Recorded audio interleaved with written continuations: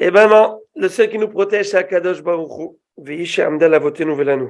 Alors, Abotaï, maintenant, on va reprendre la Gemara, vraiment le dernier segment. Et on avait parlé de Boré Moréaesh, on va terminer cela, la notion de Bessamim aussi. Et sur quoi on peut faire la Beracha de Moréaesh, le feu après Shabbat, les Bessamim, sur quoi on peut faire, etc. Je reprends. Talmud Rabbanan, ça, je nous ai enseigné. Aïta Malech Chutz Lakrach, si quelqu'un marchait à l'extérieur d'une ville, et a senti l'odeur d'un parfum, Imrov des Kochavim, si la majorité des habitants de la ville sont des idolâtres, il ne peut pas faire la beracha, la bénédiction sur,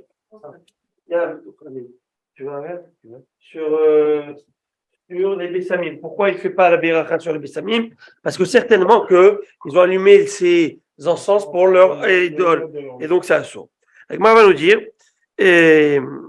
ok, donc ça on avait déjà étudié. Alors, s'il est en Inde ou il s'éclate là-bas avec le. C'est un problème, ça s'ouvre complètement. Alors, on va voir.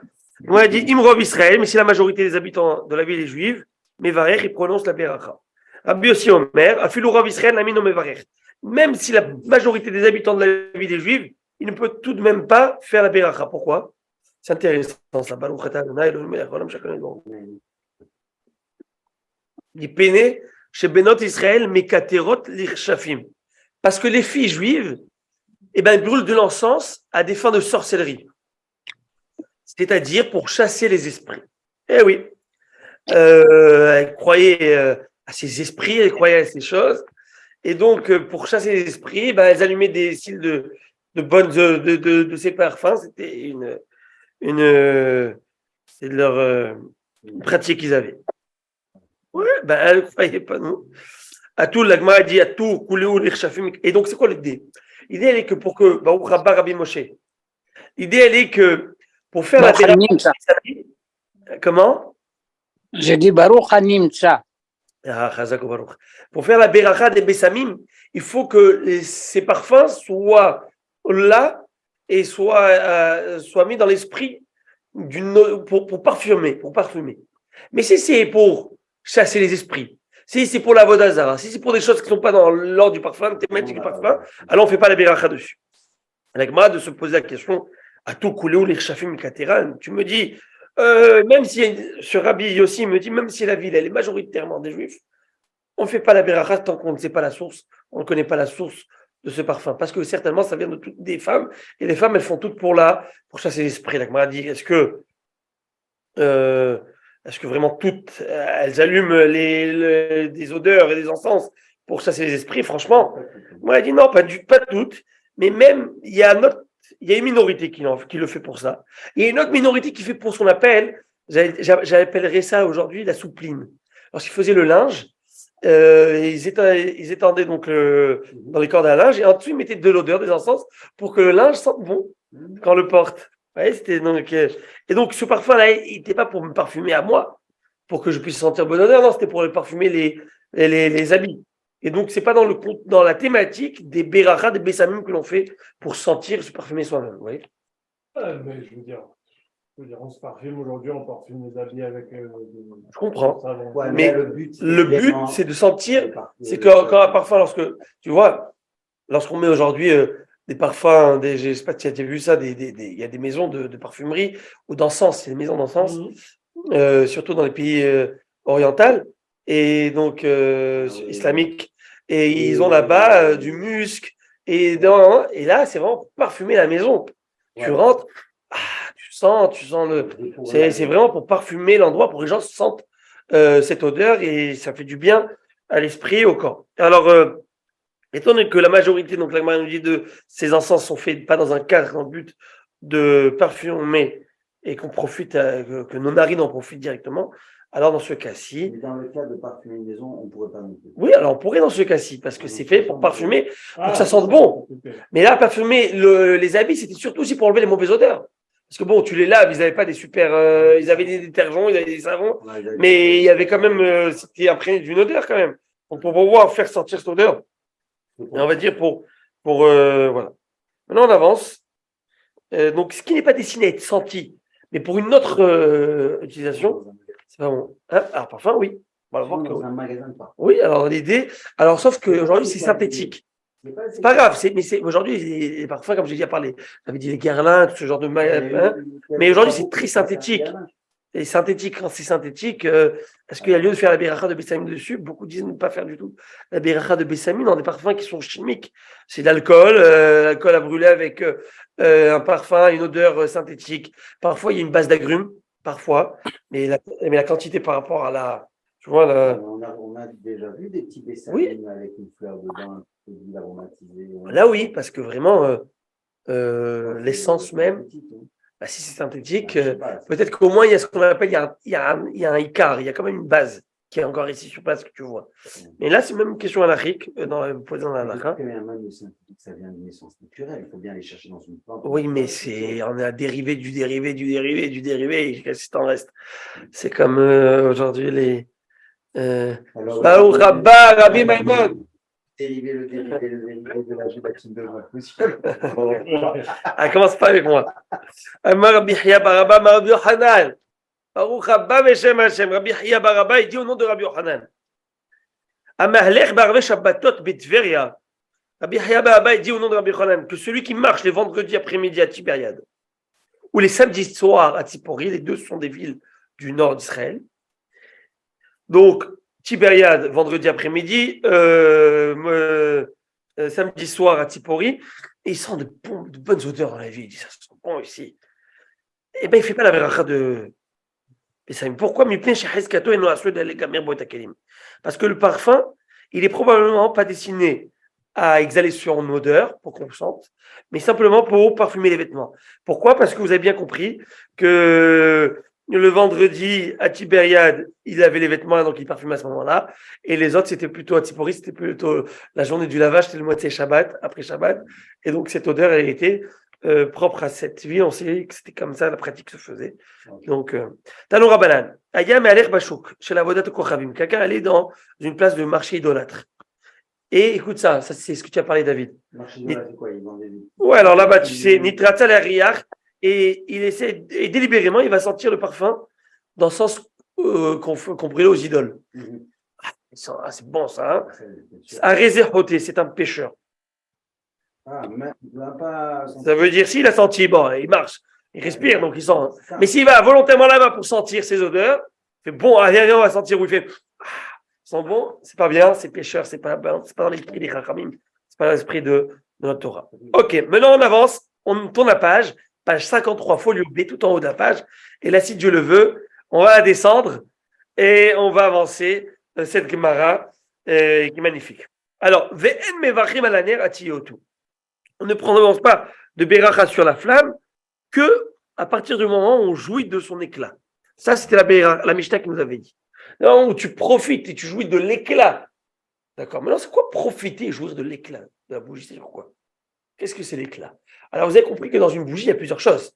Dans une bougie, il y a la lumière, il y a la chaleur de la bougie, il y a la flamme que je peux voir de loin, ou la lumière qui est... Je ne vois pas la flamme, mais je vois la clarté qui est là, la réverbération. Donc, dans ce cas-ci, qu'est-ce que ça veut dire? On ne fait la beracha que lorsqu'on a joui de son éclat. Et là, vous allez comprendre, la halakha va être tranchée dans la Gemara. Vous allez comprendre notre fameux minhag que nous avons, Motzei Shabbat, de se voir avec les ongles, comme ça, etc. Ça vient d'ici, on y va. Amar Rav Yehuda, Amar Rav. Rav Yehuda nous dit au nom de Rav. L'expression de yehotu, de jouir, ça ne veut pas dire d'être là devant spécialement la flamme et voir la flamme. Lo yehotu mamash. Quand on dit jouir, ça ne signifie pas qu'il faut vraiment profiter directement. Et la kol shi'il ou omed bekarov mishtamesh leora. Mais ça désigne simplement, on peut faire une beracha sur toute flamme qui, si une personne était devant cette flamme, aurait et pouvait en profiter. Alors même si moi je suis loin, je ne vois pas la flamme. Et de loin, je vois comme ça une certaine lumière, mais je ne peux pas en profiter de cette flamme. Mais je vois au lointain une lumière, je vois une lumière. Des fois, tu peux voir une lumière de loin, mais est-ce que tu peux en profiter? Pas du tout. Vous savez, vous êtes à la forêt, vous voyez une petite lumière de loin. Tu vois la lumière, mais tu ne peux pas en profiter. Ça ne t'éclaire pas au sens du terme. Tu peux te diriger avec, mais ça ne te... Alors, il te dit le Rav Yehuda au nom de Rav, mais cette lumière-là, si cette lumière, par exemple, une personne était devant, elle pouvait voir la flamme, elle pouvait en profiter dû à son exposition, et bien même toi, si tu es loin et tu n'en profites pas directement, tu peux faire la beracha dessus. Ça, c'est son. Mais là, la ne va pas retenir son avis, ok? Très bien. Et Ravashi nous enseigne clairement et nous dit que la Mishnah, elle nous a parlé de profiter de la lumière, ça ne veut pas dire d'être devant la lumière, là. Ça veut dire que si quelqu'un d'autre qui était proche pouvait en profiter, donc même si toi tu es loin et tu n'en profites pas directement, ça marche. Et la Gemara, tout de suite, elle va soulever une objection en amenant une Braïta. C'est-à-dire, je ne suis pas d'accord avec ça. Et ils vont contester cette règle. Comment? Par une Braïta intéressante. Aïta l'onert muna beheko ou befanas. Ou befanas, c'est quoi? Celui qui avait une flamme enfouie dans son giron ou dans une lanterne. Alors, on va voir ce que ça veut dire. C'est une grande question. C'est quoi le panas ici? On va voir. Alors, une lanterne. Ok, une lanterne, c'était une certaine. Comment on appelle ça? C'est comme un petit contenant. C'est un contenant où il y avait comme des vitraux, n'est-ce pas? Et dedans, je mettais la bougie ou à pétrole ou d'accord, et je mettais et je me baladais avec. Donc, quelqu'un qui se baladait avec ce panace, avec cette lanterne. Très bien. Mais cette lanterne, vous avez compris, c'est pas une bougie. Donc, c'était quelque chose qui était assez malléable. Je pouvais le mettre d'une manière. Il y en a qui la mettaient pour se réchauffer comme ça, en marchant dans la nuit. Vous savez, pour se réchauffer aussi de cette manière. Alors, qu'est-ce qu'il fait?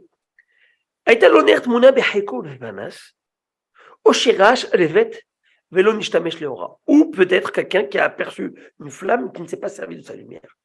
Comment peut-on apercevoir une flamme sans se servir de la lumière? On va tout de suite poser la question. Ou plutôt, on s'est servi de la lumière, mais on n'a pas vu la flamme. Dans ces deux cas qu'on vient de parler, c'est quoi les deux cas? J'ai vu la flamme, mais je n'ai pas profité de la lumière. Ou j'ai profité de la lumière, mais je n'ai pas vu la flamme. Et non, mais varech, on ne fait pas de beracha dessus. Donc, on voit clairement que quand est-ce qu'il faut faire la beracha de boré, meoré, aesh? C'est quand je suis devant la flamme et que j'en profite. Deux choses, deux critères, deux conditions. Profiter de la flamme et devant la flamme. Et ça, c'est pas ce que nous a dit le Rav Yehuda au nom de Rav, nous a dit, si quelqu'un en pouvait en profiter, par exemple, toi, tu as une flamme ici, tu peux voir. Moi, je suis à quelques lieues d'ici, mais je sais qu'on peut en profiter, preuve, tu es devant.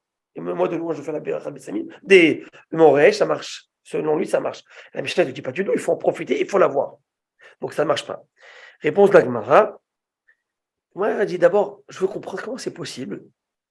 Profiter de l'éclat de la lumière sans voir la flamme. Est-ce que ça existe, ça? Moi, il dit oui, ça existe. Comment? Par exemple, dans une. Oui, alors là, encore la lanterne, on va voir. Mais, parce que, vraiment, elle est devant toi, tu la vois, parce que c'est des vitraux. Ok, mais par exemple, il va dire Keren Zavit, c'est quoi Keren Zavit? C'est un pont d'un bâtiment. Si tu sais qu'il y a un bûcher, ce bûcher, il est grand et haut. Et toi, tu es juste à côté, mais dans l'angle.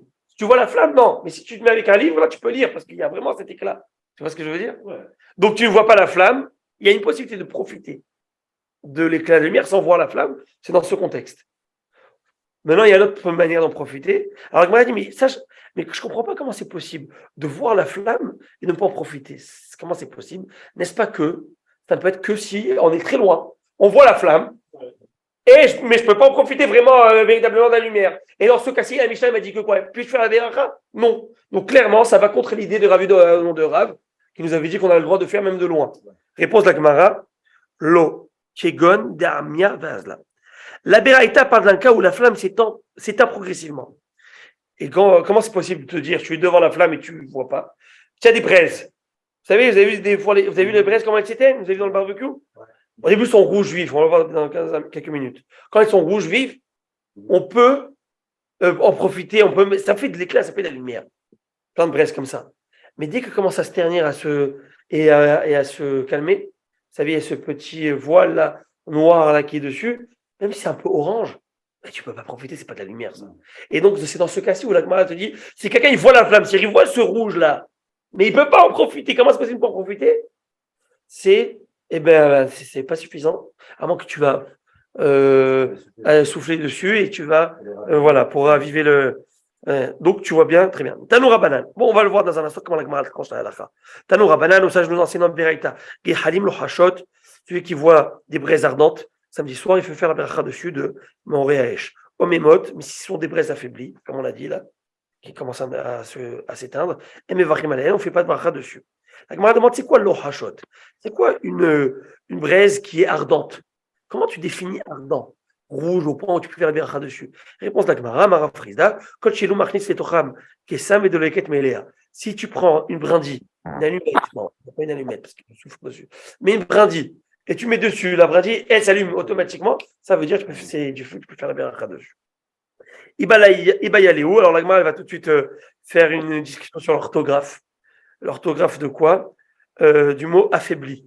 En hébreu, le mot affaibli, dans ce contexte, c'est écrit omémot. Omémot. Et la Gemara elle veut savoir omémot, est-ce que c'est avec un aleph ou c'est omémot avec un aïn au début? La Gemara amène deux versets. Omémot, omémot, comment on doit appeler cet adjectif qui veut dire affaibli? Avec un aïn ou avec un aleph. La Gemara nous a dit Tashmad Amara Frisda Barav Dimi, Arazim Lo Amamu Began Elohim. C'est un verset de Yahizkel où Ézéchiel il parle des cèdres majestueux plantés au jardin d'Éden et qui ne sauraient diminuer la gloire de l'empire assyrien. Ça veut dire que l'empire assyrien était tellement beau que même les grands cèdres, c'est-à-dire tout ce qui est majestueux du Gan Eden, ne va pas ternir l'image de cet empire. Et comment elle va parler de ternir et de faiblir l'image? Elle va dire le mot amamu avec un haïn. Donc on voit que le mot faiblir, ça peut venir avec un haïn. Et ouais, donc il y a c'est juste orthographe. Comment on avance? Comment on tranche la halakha? Rava, il dit non, la règle est claire. Yehotu mamash, c'est écrit dans la Mishnah que tu dois en profiter. Donc profiter comme tu l'entends. Profiter vraiment. Et il faut que tu te mettes assez proche de la lumière pour pouvoir profiter de cette lumière pour faire la beracha de Boré, Meoré, à Esh. Ça veut dire que, selon Rava, ça ne veut pas dire que tu dois profiter vraiment, mais tu dois être proche toi-même que tu aurais pu en profiter. Mais si tu ne vas pas commencer tu n'as pas besoin de profiter, tu ne vas pas lire quelque chose là, qui est devant. Mais tu es proche pour en profiter que tu aurais pu t'utiliser pour quelque chose de personnel, profit personnel, tu fais la beracha. Et la Gemara demande, alors c'est quoi la distance avec Kama? Et c'est quoi la distance qu'il faut se tenir suffisamment proche pour réciter la beracha? Amaroula, Kideshiyakir, Ben Issar, Lepondion. Il faut être suffisamment proche pour distinguer un Issar d'un Pondion. C'est quoi? Donc ce sont deux pièces de monnaie, ce sont deux petites pièces de monnaie. Et le Pondion, c'est une pièce, on va dire 20 sous, 25 sous, et le Issar, c'est 10 sous. Alors, il y en avait que c'était dentelé, on va le voir. On va le voir dans un instant. Il y en a qui, vous savez, ils ont une petite dent là sur le côté, il y en a qui n'avaient pas. Bref, alors, des fois, tu as besoin de lumière pour pouvoir distinguer. Alors, si cette lumière, elle est assez forte pour pouvoir t'aider à distinguer les deux pièces de monnaie, et bien dans ce cas-ci, ça veut dire que tu peux profiter réellement, tu peux faire la beracha dessus. Ariski Amar, Ariski dit non, il faut être suffisamment proche pour distinguer un melouzma de Tibériade, un melouzma de Tipori. C'est quoi? C'est à peu près c'est la même idée, mais ce sont eux, pas des pièces de monnaie, mais c'était des unités de poids. Vous savez, vous vous rappelez des poids là? Les poids qu'ils mettaient à l'époque, pour pouvoir peser, ils mettaient des poids d'un côté et la marchandise de l'autre, le produit de l'autre. Donc, il y avait, entre deux villes, ils avaient deux unités de poids et qui étaient vraiment assez dur à distinguer s'il n'y avait pas de lumière. Donc, il faut assez de lumière pour pouvoir distinguer ce deux poids. Messieurs, on va continuer. La Gemara va rapporter un fait. Ravuda Mevarech Adebe Adadalia. Rabbi Yehuda a récité la beracha sur la lumière de la maison de Adadalia. D'accord? Et bien que sa maison était éloignée de lui, mais étant donné que il pouvait voir la lumière de loin, alors il faisait la beracha dessus. Donc ça veut dire que lui, selon lui, ça suffit de voir la lumière de loin, même si tu n'en profites pas réellement de faire la beracha. Alors, messieurs, vous avez compris que Abaye Mevarech Adebe Bar Avoua, Abaye faisait la beracha sur la maison de Bar Avoua. Maintenant, vous avez compris, messieurs, qu'est-ce qu'on fait durant la beracha de Boré Moresh? Vous avez remarqué, on prend nos doigts, on les approche et on les met devant la flamme pour pouvoir distinguer l'ongle de. Alors, on avait expliqué l'histoire qui est une idée selon le Sod, la Kabbale, selon les mystiques juifs, mais au-delà de cela, c'est pour pouvoir faire la distinction entre l'ongle et la chair et la peau. Donc, tu montres que tu profites de la lumière. pas si vous êtes avec moi, messieurs, mais Rav Yosef va parler de cette question. Vous voyez ce qu'on voit ici? On voit le néon là, il y a de la lumière, mais on ne voit pas la flamme. Selon ce que nous avons dit, on doit voir la flamme et profiter de la lumière. Alors, il dit ça problème de faire la bière dessus. Par contre, des halogènes, vous voyez le filament incandescent, n'est-ce pas? Ici. Alors là, ça serait peut-être possible de faire la beracha dessus. Parce que tu as de la lumière et tu as cette flamme que tu vois. Maintenant, qu'est-ce qui se passe? Là, on ne pourrait pas faire. Non. C'est différent avec la beracha des bougies de Shabbat. Ok, bougies de Shabbat, on pourrait le faire dans ce cas-ci. S'il n'y a pas, tu fais la beracha. C'est comme quelqu'un qui a posé une question grave. J'ai vu dernièrement là. Ma femme, elle est toujours en retard. Vraiment quelques minutes avant Shabbat, ça me stresse, et ci et ça. Alors, il a écrit le Rav comme réponse. Alors, il lui a dit quoi faire. Alors, d'abord, il lui a dit retrousse-toi les manches pour l'aider vendredi, afin qu'elle ne soit pas stressée, arriver 2-3 minutes avant l'allumage de bougie et que tu es dans le stress. Hein? Vous avez entendu la réponse du rabbin?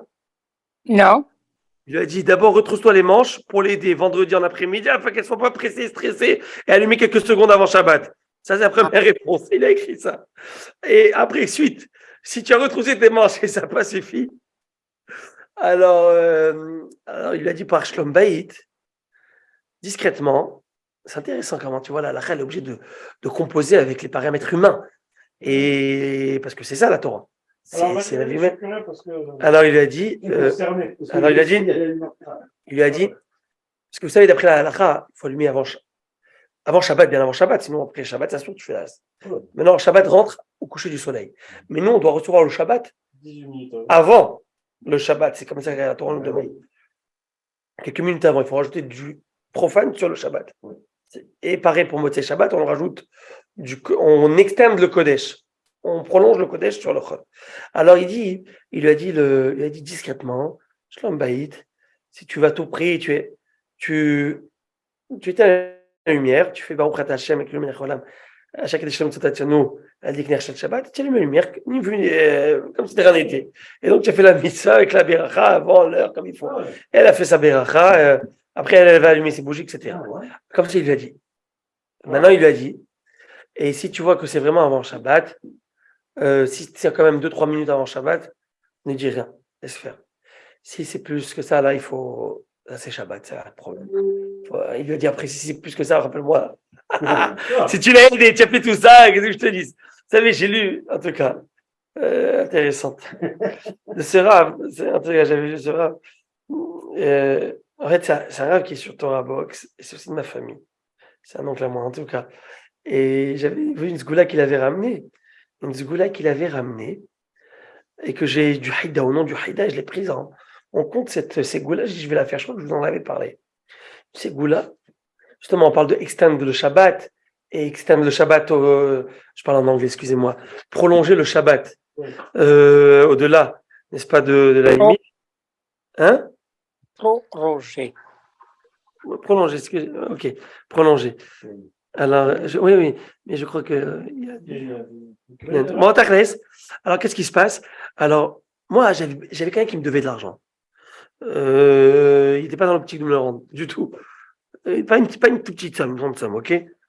Une belle grande somme. Non, quelques dizaines de milliers de dollars et toute une histoire, j'ai eu. C'était à l'époque. Ça va pas énorme, mais c'était de l'argent que j'avais besoin. Et alors, c'était dur, ça fait des années, 4-5 ans. Et j'ai dit, tu sais quoi? En plus, même si tu fais Din Torah, tu l'invites au tribunal, et s'il veut pas, tu sais, il n'y a rien à faire, il n'y a pas. Et j'ai dit, et j'ai lu ces goûts-là que j'ai lu justement de mon oncle qui avait écrit, il est marié avec ma tante, au nom du Haïda, de faire Ve'urachum de Motzei Shabbat, Ve'urachum, Yechaper avo, Ve'lo yashrit, doucement et patiemment, sans la hâte. Vous savez, Motzei Shabbat, on est tous rapides. Ve'urachum, Yechaper avo, on veut déjà aller prendre la clope et déjà aller allumer, déjà partir et déjà. Alors, doucement. Et même, c'était aussi au Haïm. Je faisais Ve'urachum, Yechaper, et je le faisais doucement. Parole d'honneur, hein, messieurs. Après 3 Shabbats, C'est ton arme. il a commencé, j'ai fait un din Torah avec lui. Pendant 5 ans, j'ai rien fait. Din Torah, il a commencé, de manière, ça fait déjà Baruch Hashem 2 ans, et de manière échelonnée. Bon, il me paye.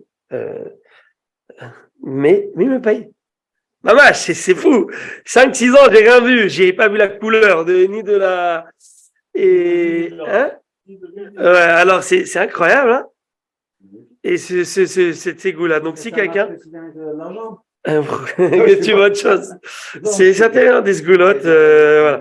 Et vous savez que aussi le Veourachom que l'on fait doucement, pourquoi l'idée de faire doucement tout ça, c'est aussi parce que on dit que après que les feux du Guéhinom, les feux du Guéhinam sont éteints durant le Shabbat. Hachem met une pause. Shabbat, c'est Shabbat Kadosh. Shabbat Menucha est toute une pause. Et il ne recommence à raviver les flammes et à rallumer les flammes que dès qu'il y a le dernier arvit qui va se faire dans la communauté. Et alors, on essaie de tirer au maximum. Notre Shabbat, c'est comme ça, de tirer au maximum notre Shabbat. Je me suis dit, il faut réfléchir quelle est la corrélation. En tout cas, c'était une segoulage et je vous partage. Maintenant, on avance. Maintenant, écoutez, tu es ici en vacances, tu as pris un Airbnb, tu as mis une bière dans ta valise ou tu as trouvé dans le minibar, tu veux faire ta Havdalah, avec la bière, tu peux faire. Tu veux faire le kidouche avec la bière, tu peux faire. Tu veux faire avec Mahia, tu fais avec Mahia. Tu veux faire avec vodka, tu fais. S'il n'y a pas de jus de raisin, on va voir ce qu'on appelle Hamar Medina. Alors, je vous avais dit que s'il n'y avait pas de vin, il n'y avait rien à faire. Allez, rappelez Rabbi Moshe, vous avez dit on fait le kidouche sur le pain. Et s'il n'y a rien, tu n'as rien de tout ça, est-ce qu'on peut faire le kidouche sur autre chose? Je vous avais dit clairement que non. Mais j'ai une chita que j'ai retrouvée, mais il faut que j'aille gratter un petit peu.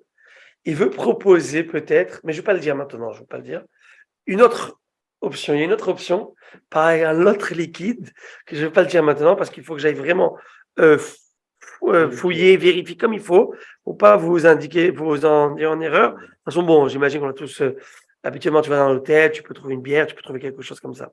Alors, imagine-toi, tu es là, allez, Havdalah, on y va, on fait Havdalah. Maintenant, toi, tu n'as pas de feu, tu n'as pas les bessamines. Alors, qu'est-ce qu'on fait? Est-ce qu'on commence à galérer le service room? Est-ce que vous avez des allumettes? Vous savez, à l'époque, ils vous mettaient, je ne sais pas si ça existe toujours ça dans les hôtels, mais il y avait un petit paquet d'allumettes avec la marque de l'hôtel ou avec le restaurant. Et, à l'époque, les gens, ils fumaient comme ça, donc ils offraient ça comme courtoisie. Mais bon, en tout cas, il n'y a pas ça. Alors, qu'est-ce que tu fais? Est-ce qu'il y a lieu d'aller vraiment chercher cela? Est-ce que c'est une mitzvah d'aller se prendre la tête, d'aller trouver ça? Alors, je vous lis. Amar Rav Yuda dit au nom de Rav, on ne recherche pas de flamme pour prononcer la beracha dessus, comme on recherche les mitzvot. C'est-à-dire quoi? Les mitzvot, on est à la recherche de mitzvot, on ne laisse pas passer mitzvah sous le nez. C'est une mitzvah, tu vas chercher, tu vas essayer de la faire, tu vas t'organiser.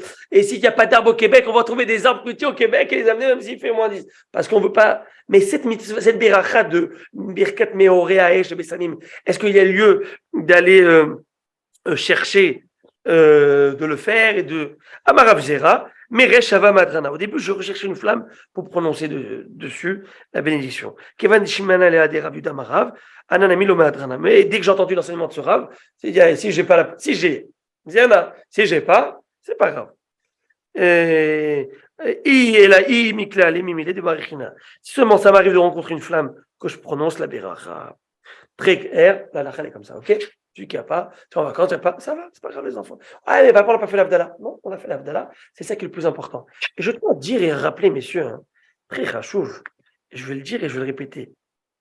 Quand on fait la Havdalah à la synagogue, ça n'acquitte pas la Havdalah de la maison. Ah, bien sûr. Ça soit clair.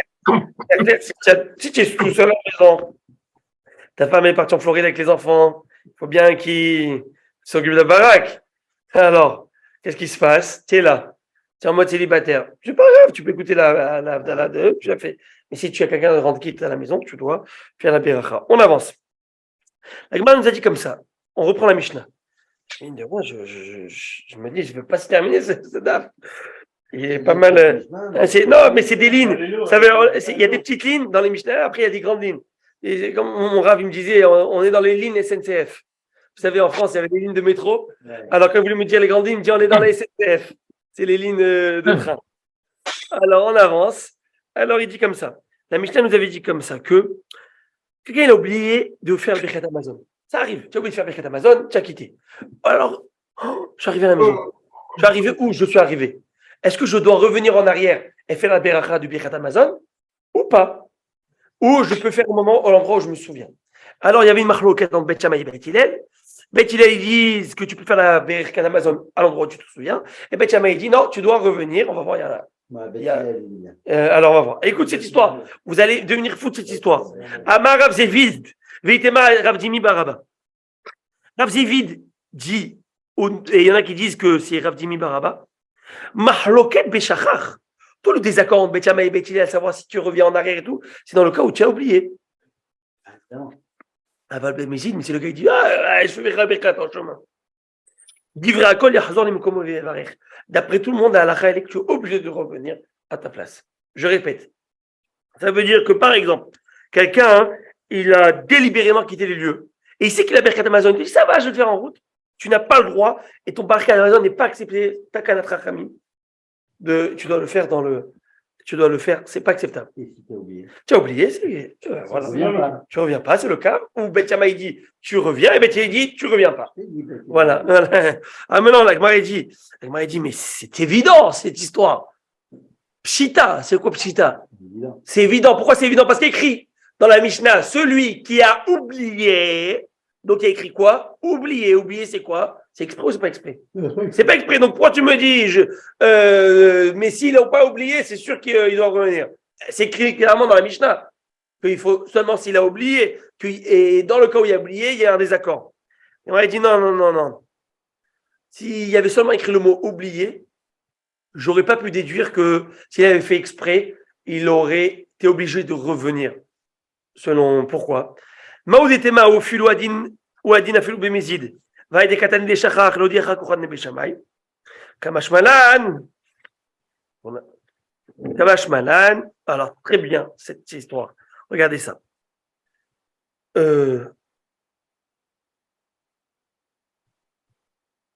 Si il n'y avait pas écrit, il a oublié. S'il y avait écrit, excusez-moi, peut-être que, d'après Beth Shammai ou Beth Hillel, parce que je ne sais pas si vous me suivez, je reprends la Mishnah. La Mishnah dit ici, quelqu'un, il a mangé, et il a oublié de faire Birkat Amazon à l'endroit où il a mangé. Selon Beth Shammai, il doit revenir à l'endroit, selon Beth Hillel, il ne revient pas. Gamara de demander, c'est évident, écrit oublié. Et Gamara a fait une déduction, sous-entendu que s'il n'a pas oublié, et il a fait exprès de délibérément quitter l'espace où il avait mangé, selon Beth Shammai et Beth Hillel, il devrait revenir en arrière. La camarade de s'interroger, c'est évident. Pas besoin que tu viennes me le dire, pas besoin que Mara pour me le dire. C'est écrit s'il a oublié. Donc si je n'ai pas oublié, et je l'ai fait exprès, je dois certainement revenir en arrière pour tout le monde. Réponse d'Agmara, non. J'aurais pu dire que tu dois revenir en arrière que pour Beth Shammai. Alors si c'est que pour Beth Shammai, dis-moi, dans la phrase de la Mishnah, si quelqu'un n'a pas fait la Birkat Amazon dans l'espace où il a mangé, pourquoi il a besoin de me dire il a oublié? Parce que si son Beth Shammai, qu'il a oublié ou qu'il n'a pas oublié, c'est la même chose, pourquoi il fallait me dire oublier? Vous voyez la question ou pas? Réponse de la Gemara, si on ne t'avait pas écrit oublier, ok, si Rav Zid ne t'avait pas enseigné cette histoire, j'aurais pu dire que même Beth Hillel, selon Beth Hillel, si quelqu'un n'a pas oublié, il faut faire l'endroit où il est. Parce que Beth Hillel, comme tu dis, il est cool, tu te dis c'est pas obligé de faire le même endroit. On aurait pu croire. Réponse non, ce n'est que dans le cas où il a oublié. Peut-être que pourquoi on a écrit oublier, si Rav Zvid, il n'était pas venu te dire, tu sais, si c'était pas écrit oublier, j'aurais pu croire que quoi? Que même selon Beth Hillel, si on n'a pas oublié, on l'a fait exprès, c'est pas grave. Après, je viens à Michel et te dis non. Ce n'est que dans le cas, c'est que moi je viens, je te dis que lis bien la phrase. C'est-à-dire que s'il a oublié.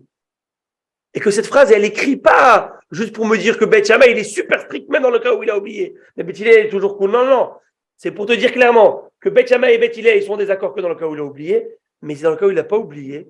Selon Beth Shammai et Beth Hillel, tu dois revenir en arrière. Alors, je vais récapituler ce que je viens de dire. C'est un peu, peut-être je me suis mal exprimé. Je vais réexpliquer. Si on avait écrit comme ça dans la Mishnah, quelqu'un, il n'a pas fait la Birkat Amazon à sa place, selon Beth Shammai, il revient. Selon Beth Hillel, il ne revient pas. Vous aurez cru que quoi? Beth Hillel est plus cool. Cool dans tous les cas. Donc, je suis obligé d'écrire qu'il a oublié. Alors, j'aurais pu dire Et c'est ça que vite te dit. On est venu vraiment te l'exprimer, cela, que tu l'as oublié.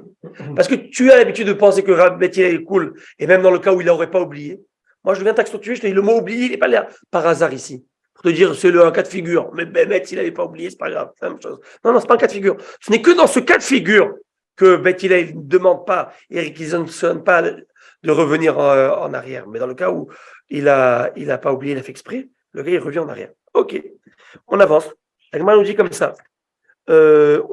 Tania, Amrou lahem Bet Hillel et Bet Shammai. Écoutez cette histoire de folie.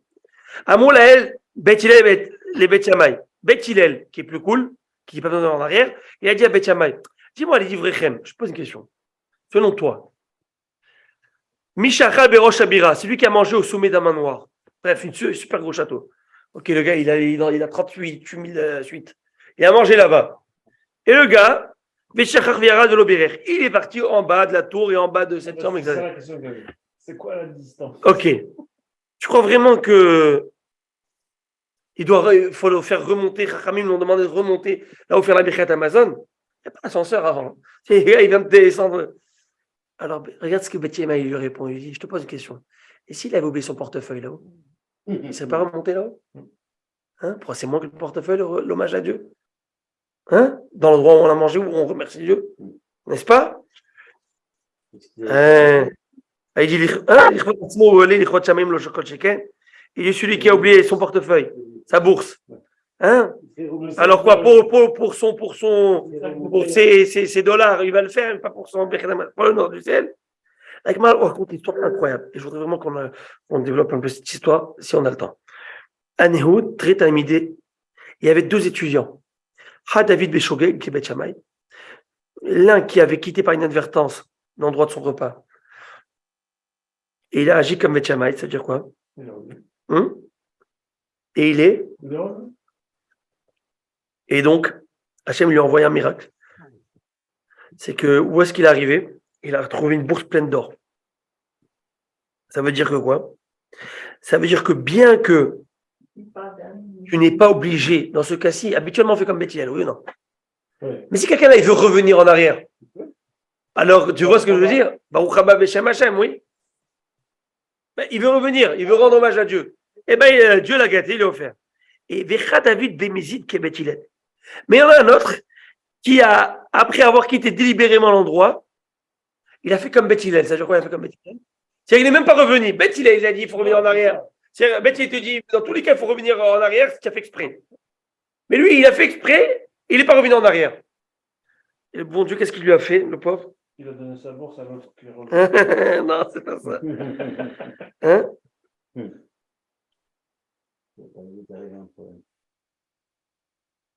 Il a eu un flat. Je l'ai.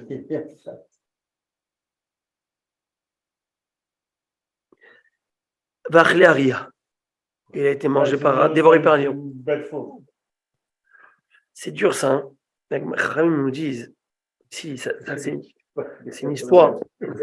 C'est une histoire. Mais ici, c'est pour nous apprendre une chose. Pourquoi la Gemara nous appelle cette histoire? Alors, on va continuer encore une histoire à ce sujet. Après, je vais développer. Rabba bar Chana, Avakazil Beshayata. Rabba bar Chana, c'est un grand talmudiste. Il voyageait en caravane. Vous savez ce que c'était la caravane? On est plusieurs, gars, on se balade. Ok. Achal Vishtele le vélo barir. Il a fait la halte. Il a mangé. Ils sont partis. Il a oublié de faire la Birkat Hamazon. Vous savez, je ris parce que la Gemara nous raconte ça sans problème. C'est des hommes et les hommes ils oublient. Et aujourd'hui, j'ai lu un livre, j'avais lu un Rav qui disait, j'ai écouté un Rav qui disait, il dit dans les responsables d'aujourd'hui, tu vois, quelqu'un m'a posé la question, il a oublié à lever à vous. Alors, quel est le dîn? Alors voilà ma réponse. Quelqu'un est venu m'a posé la question, quel est le bien? Et c'est bizarre, c'est que des gens, ils l'ont posé la question, il n'a jamais oublié le Birkat Amazon. Lui, il ne s'est jamais posé la question lorsqu'il toi aussi. La Gemara, il dit, lui-même, il dit, voilà, moi, Rabba j'ai oublié le Birkat Amazon. Tu es un homme, et j'ai oublié, qu'est-ce que tu veux? Ok? Ça veut dire, alors, qu'est-ce qui se passe? Alors, Amar, il dit, qu'est-ce que je vais faire? Et Amina Ileu, Incha Ilevarech. Si je vais leur dire que j'ai oublié de réciter Birkat Amazon, Amrouli, Barir Kolechad Mivachin Rachmana, Mevarach. Qu'est-ce qu'ils vont me dire? Ils vont me dire quelque chose de très vrai. Tu veux vraiment qu'on interrompe le voyage maintenant? Bénis le bon Dieu d'où tu es. Qu'est-ce que tu crois que ça fait une différence là? Où tu es là? Où tu es là? Le GPS ou quoi? Fais la bracha où tu es. Surtout que lui, il avait oublié. Est-ce qu'il avait fait exprès? Non. Il n'a pas fait exprès. Donc lui, il avait oublié. Donc il avait le droit. Mais il dit, si je leur dis ça, ils vont laisser tomber. Moi, je veux revenir en arrière. Comment je veux faire? Guys. Par contre, si c'est un vrai motif, ils vont revenir en arrière. Ils vont monter, ils vont dire, ok, tu as oublié quelque chose. Moutav d'Amina Léon Incha Yonadav. Et ça, il faudrait savoir comment. Et il dit, je vais leur dire que j'ai oublié une colombe en or. Tout un lingot massif. Une colombe en or. Il faut que j'aille à tout prix la récupérer. Quand il s'est oublié une colombe en or. Amrou Léon, Intiroulé d'Incha Yonadav. Attendez-moi, s'il vous plaît, je vais aller chercher ma colombe en or. Et il est parti, et il a fait les Birkat Amazon, et qu'est-ce qu'il trouve? Une colombe en or. La Gemara dit, d'abord, pourquoi il leur a dit colombe en or? Maïshna Yona. Pourquoi d'abord il leur a dit une colombe? Je sais pas moi. Dis-leur, moi, une tortue en or. Ouais, tu aurais trouvé une tortue en or. C'est combien de kilos c'est? Pourquoi une colombe en or? Il dit, c'est très simple. Des mythiques Knesset Israël Yona. Parce que la communauté d'Israël est comparée à une colombe. C'est pas Yonati. Il amène une pasouk pour montrer sa pasouk qui décrit la nation juive comme une colombe. Dans sa pasouk des Télim, sa merhet. Kan fait Yona. Tu seras tel les ailes d'une colombe, recouvertes d'argent et ses pennes d'or brillant. C'est beau ça. Mayona et et ça, ce Shabbat, on va parler sur du Pirkei Avot. J'avais pas le temps ce Shabbat d'en parler, mais je parlerai ce Shabbat de ça. Mayona, de la même manière que la colombe n'est sauvée que par ses ailes. Et Khamim dit c'est quoi les ailes de la colombe? Parce qu'une colombe, est-ce qu'elle a un prédateur? Comment elle fait pour s'en sortir? Un oiseau, sa seule protection, ce sont ses ailes. Ben oui. N'est-ce pas? Une poule. Ce qui est, elle est à fauve devant elle, il n'y a rien à faire. Mais une colombe, alors on y va. Le Ham Israël, c'est quoi? C'est Israël et la mitzvot. Les ailes du Ham Israël, ce sont ses mitzvot. Et donc, c'est grâce à nos mitzvot qu'on est sauvés. Voilà. Et donc, c'est pour ça qu'il lui a dit une colombe et en or, comme il y avait écrit dans le verset, une colombe en or, etc. Et donc, voilà qu'il a eu. Mais c'est intéressant de voir une chose. Vous savez, cet élève qui est parti, qui n'a pas écouté les propos de Beth Hillel, en fin de compte, qu'il a été contre l'avis de nos Chachamim. Et ça, ce n'est qu'un avis rabbinique. Pour nous dire que ne joue pas avec la parole des Chachamim. Ça, c'est une chose qu'on va voir par les Hashem ce Shabbat. Ça, c'est un principe fondamental, un axiome de base de toute notre Torah. Et ça, malheureusement, c'est ce qui s'est passé dans Parashat Shemini. Chachamim nous disent la mort de Nadav Avihu. Parce qu'ils se sont pris, les deux enfants de Aaron à Cohen, alors que ce sont les enfants d'Aaron, leur père c'est Aaron, ils se sont pris, ils se croyaient plus grands qu'Aaron et Moshe. Ils se sont permis de donner des halachot devant eux. Ouais. Et Hachem là, n'accepte pas ça. Attends, mais c'est mon fils. Même si c'est ton fils. Et une direction elle est comme ça, pas comme ça. La direction, elle est du haut en bas. De père vers le fils, de maître à l'élève. Et non pas le contraire. Jamais. Et ça, on va développer Shabbat. Pourquoi c'est si grave? C'est tellement grave. Au point où ça tue. Et même son enfant, ce sont les enfants des bonheurs sur l'âme. Ça ne dépend plus de lui, ça dépend de Dieu. Ça, on va développer Be'ezrat Hashem, souvenir de Shabbat. On avance. Allez, Rabotage, j'ai dit qu'on va terminer, il faut qu'on fly. Allez, je passe la 5e, ok? La Gemara nous dit, c'est écrit dans la Mishnah, on avait vu ce volet dans la Mishnah, jusqu'à quand on peut réciter les Birkat Amazon? Admettaille ou jusqu'à quand on peut être Mevarer? Le gars, il a oublié. Ouais, il a mangé. Il n'a pas fait la Birkat Amazon tout de suite. Alors, on va voir. Alors, on va voir. Jusqu'à quand? Et c'était écrit dans la Mishnah, jusqu'à que la nourriture qui se trouve dans l'estomac soit digérée. Alors, on va dire, Kamashi cool. C'est quoi la durée d'une digestion? On veut comprendre. Amar Rav Yochanan nous dit, Kol Zman Shenorel. Tout aussi longtemps qu'il n'a pas faim. Tant qu'il a encore. Alors, ouais, exactement. Tant que tu as un sentiment de satiété, tu es encore dans le laps de temps que tu peux faire la Birkat Amazon. Tu es encore connecté au repas. Rish Lakish Amar, Rish Lakish, il a dit, donc ça c'est la lacha. Et Rish Lakish Amar, Kozman Shitzma Mehamat Yichelato. Aussi longtemps que l'on a soif à cause de ce que l'on a mangé. Ça veut dire, alors ça c'est intéressant. Donc Maral va demander à Marali Rav Yemar Bar Shlamia et Bar Zoutra. Il va le demander Rav Shlamia Bar Zoutra. Vamrila Ravaima Bar Shivzvile Marzoutra. Il y en a qui disent que c'est un autre Rav qui a dit à Marzoutra. Miyamar Rish Lakish Achi. Est-ce que Rish Lakish l'a vraiment dit ça? Vamar Rish Lakish Vamar Rav Vamiyamar Rish Lakish. Kamashiori Kul Kedel Alech Arba Aminin. Mais Rish Lakish nous a dit clairement que quoi? Que le temps d'une digestion, c'est pas tant que tu as plus soif de ce que tu as mangé, ok, de ce que tu as pu manger. Je vous lis, aussi longtemps que l'on a soif à cause de ce que l'on a mangé. Ça veut dire que quelqu'un, il a mangé, maintenant il a soif de tout cela, il a besoin de boire. Je sens que j'ai besoin encore de m'assouvir ma soif par rapport à tout ce que j'ai mangé là. C'est bizarre parce que Rish Lakish a dit que le temps de digestion, c'est pas ça. C'est le temps de marcher 4 millines. C'est quoi 4 millines? 4 millines, messieurs, vous savez c'est combien c'est? 1 000, ça équivaut à 2000 amotes. 2000 amotes, bref, c'est à peu près, selon les deux chitotes, à peu près 1 kilomètre. Ok. Donc 4 millines, c'est combien? 960 mètres et 1160. 4 kilomètres, on va dire. Ok. Donc le temps de parcourir 4000. On a dit, c'est pas possible. Un jour, il dit qu'il faut avoir le temps que tu as soif, le temps.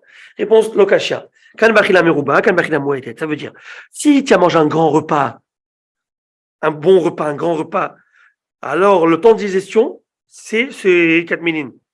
Je vous donne le temps, c'est 72 minutes. Bonne daf. Ok? Une bonne dafina. Et tandis que quand tu as pris un repas léger, mais que tu es toujours dans l'obligation du birkat, tant que tu as encore le sentiment qu'il faut boire pour faire passer ce repas-là, tu as encore cette soif, eh ben, tu peux faire la beracha. Là, il faut pas attendre 4 minutes, parce que bien avant 72 minutes, le truc est déjà passé. Mais je te parle pas d'une digestion complète jusqu'au, ça veut dire que c'est passé de l'estomac à l'intestin, là, et c'est déjà, ok. On avance. Balayen yain tor Amazon. Alors, je vais vous lire la Mishnah. Et Bezrat Hashem, allez, il nous reste 6 minutes, on le fait. C'est écrit comme ça. D'abord, je vais vous lire en français. Après le repas, on leur a amené, après le repas, ça veut dire avant la Birkat Amazon, mais après la fin du repas. On a terminé déjà le repas. On leur a amené une nouvelle coupe de vin. Bet Shammai dit, il fait la bracha dessus, et puis après, il fait Birkat Amazon. Ok? Et Bet Hillel dit, non, d'abord, tu fais Birkat Amazon, et après, tu fais la bracha dessus.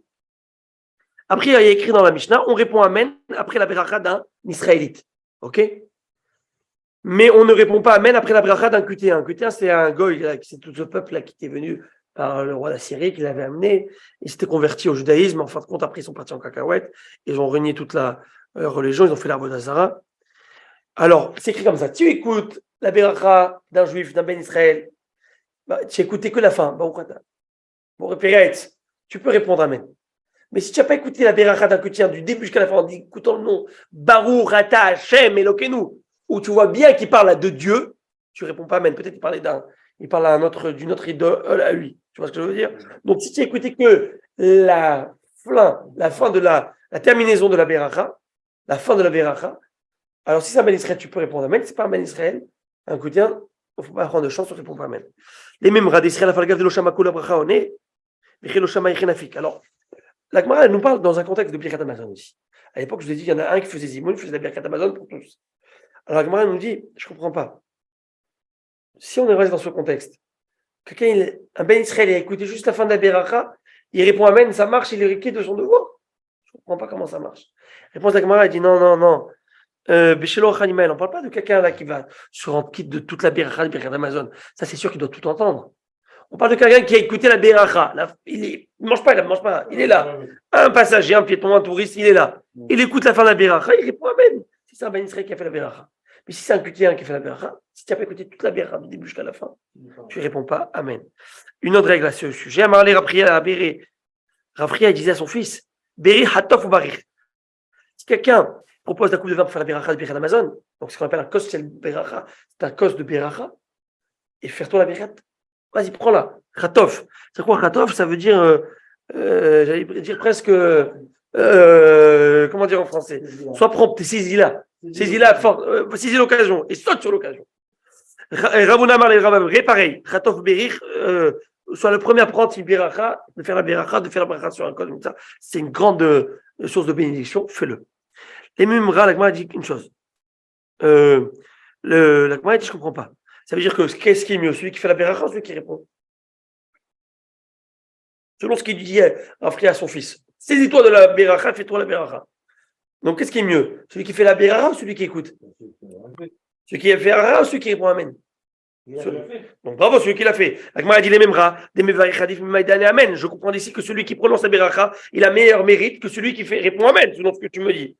Batania, mais pourtant on a vu dans une beraïta, Rabbi aussi Omer, Rabbi aussi me dit, Gadol haoné Amen yoter mamen averer. Plus grand est celui qui répond Amen que celui qui fait la beracha. Ouais. C'est ça la question. Rabbi aussi, qui est une beraïta, qui est un plus haut niveau, il dit que celui qui répond Amen, il est plus grand que celui. Et tandis que le Talmudiste, il dit à son fils, alors ça marche pas. En plus, il n'y a pas. Alors écoutez. Alors déjà, je vais essayer d'expliquer. D'abord, la Gemara va venir à l'eau Rabbi Nehorai. Et Rabbi Nehorai lui a dit, Hashamaim Kenu, par le ciel, et il en est ainsi. Ça veut dire quoi? Même, je vais te donner une illustration qui illustre cela. Que répondre Amen, c'est peut-être mieux que faire la beracha. D'où on sait. Intéressant. Teda, regardez l'illustration, elle est spéciale. Hein. Il faut aller comprendre pourquoi on a amené cette illustration. Alors, c'est la stratégie militaire. Share Goul Yaria Nordim Mikarim, Milchama avec Giborim Nordim Minatsrim. Comment ça passait dans la guerre? Il y avait le front. Ils envoyaient d'abord les fantassins, la masse, la grande masse militaire, pas les meilleurs. Ils ont envoyé juste pour faire le désordre, pour commencer. Et dès qu'il fallait envoyer maintenant la grande charge, ils envoyaient les fantassins les plus forts. Donc, on fait la beracha. C'est moins fort. Après, le Amen, il vient à la fin. Donc, tu vois que l'Amen, il vient à la fin. Comme pour dire. Donc, ça veut dire que l'Amen, c'est celui qui vient et qui valide ce que tu viens de dire. Toi, tu as profité. En plus, il y en a qui disent comme ça, qui expliquent cette idée. Toi, tu as profité du repas. OK? Moi, j'ai peut-être pas profité, je réponds Amen. Donc, j'ai un plus grand mérite. Toi, tu as dit, toi, tu dis quelque chose. Mais moi, je reconfirme quelque chose que je n'ai même pas profité. C'est ce que je veux dire? À part ça, il y a une autre idée. Regardez, là, je vais vous faire plaisir. Gadol haoné Amen, plus grand est celui qui dit Amen, celui qui fait la beracha. Celui qui fait la beracha, qu'est-ce qu'il dit? Baruch ata Hashem. C'est quoi Hashem? Yud-ke Vavke. Ok, mais est-ce qu'il dit Yud-ke Vavke? Non, lui, il dit Aleph, Dalet, Nun, et puis le Yud. C'est 65, la valeur numérique. Amen, c'est 91. 91, c'est 65 plus 26. Dans le Amen, j'ai le 65 et le 26. Tandis que dans celui qui fait la beracha, il n'a que le 65, que le valeur numérique. Ça aimé ou pas? C'est pour vos cadeaux. Alors, qu'est-ce qu'il dit? Gamara dit, tu as raison. Ce sont deux idées complètement différentes. Il y a une divergence et un désaccord de Tanaïm à ce sujet. C'est un désaccord de Tanaïm où on le voit. Aussi bien celui qui prononce la beracha que celui qui répond Amen et sont visés par le verset qui parle de Bénir Hashem.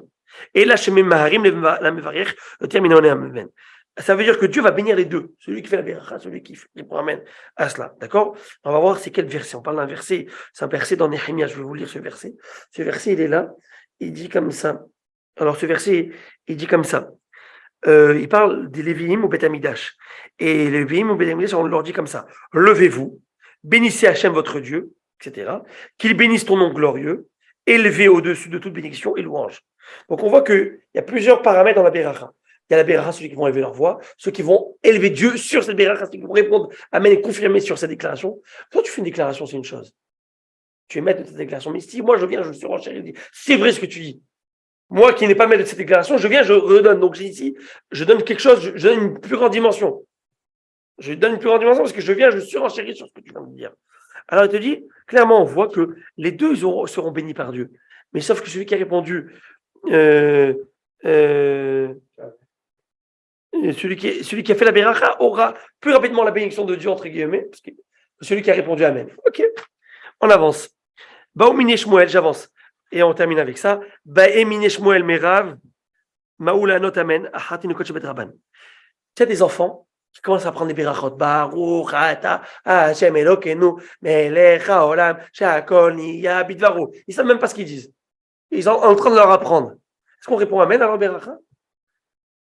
Amarlé, est-ce qu'on fait la beracha? On répond Amen. Amarlé, alors il demande ce qu'on fait. Amarlé, on répond Amen à tous les genres de bénédictions, sauf aux jeunes écoliers, et dans les qui sont en train d'apprendre. Et on leur apprend, donc ils ne savent pas exactement de qui on parle, etc. Par contre, ça c'est dans le cas où les enfants, les écoliers, même qui sont moins bar mitzvah, qui sont en train d'apprendre, on ne répond pas Amen à la bracha. Mais quand ils font la haftara, et on sait que nous, les enfants, ils peuvent faire la haftara, comme on le voit ici, là, on répond Amen parce que nous, on veut se rendre compte de cette beracha, et ils savent à qui on fait la beracha, ils savent à qui on fait à qui on rend hommage. Tanoura Banan. Et on terminera avec ça, messieurs. Nos sages nous enseignent. Est-ce que vous voulez qu'on laisse ce paragraphe? Il reste 3 lignes. On laisse pour le prochain. On attend que Maurice, tout le monde y arrive. Pour ça, en clôture. Et on fera avec le signe du 18e. Et on a, on clôturera, hein? Demain, je crois. On va attendre que mes attachés. Alors, tu diras qu'on l'a attendu. Hein. Alors, messieurs, je vous embrasse. Hazak ou Baruch, Rabbi Mordechai, Rabbi Yaakov Ben Chaim, M. Aaron Bronner. Que Dieu vous bénisse, que de bonnes choses. Amen. Gam lecha, Rabbi. Rabbi Hanania. Messieurs, on va faire ensemble. S'il vous plaît, on se lève. Et on fait ensemble la Sephirat HaOmer. Ouais. Voulez-vous la faire avec moi? Ouais, vas-y. Allez, on la fait. Bevakasha avec.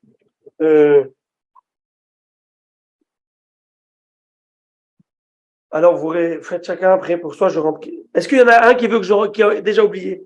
Est-ce qu'il y en a un qui a oublié une fois? Toi, tu as oublié une fois? Matin et soir? Alors, je vous rentre de la Beracha, mais après, vous allez faire la sphère. Beshon Moravi Rabotai. Baruch ata Adonai Eloheinu melech haolam asher kideshanu b'mitzvotav v'tzivanu al sefirat haomer hayom 12 yom laomer shem shavua echad וחמישה ימים החמן ולחזיר עבודת בית המקדש במקומה במהרה בימינו היום. על הברוך 12 יום לעומר, רחמן, ויחזיר עבודת בית המקדש למקומה, במהרה בימינו. 5 ימים. 5 yamim. Aujourd'hui, on est le 12e jour, pour une semaine. Alors, messieurs, Hazak ou Baruch, Bruchim Tiou.